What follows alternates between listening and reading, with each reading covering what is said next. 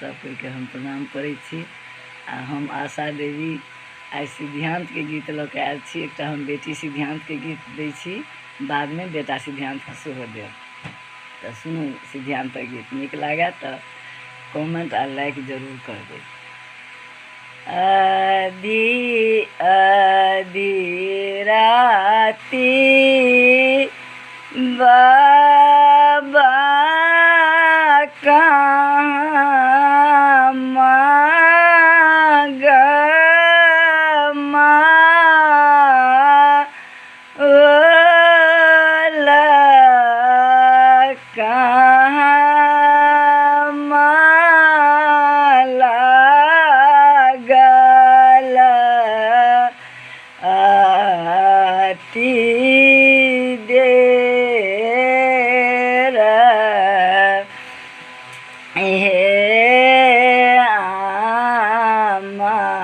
के आस पुराए दिया बाबा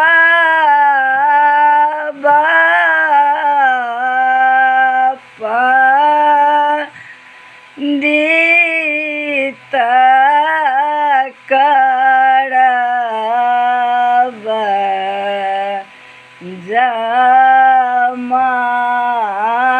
जमाई हे आमा के आस पुराए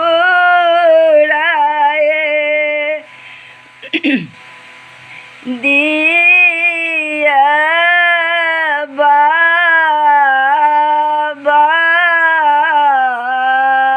पंडित करबा जमाई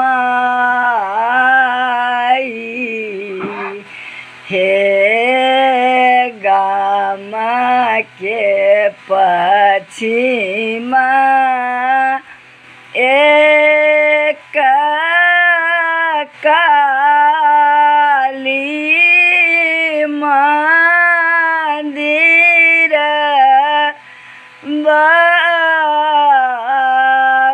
ओही ठाम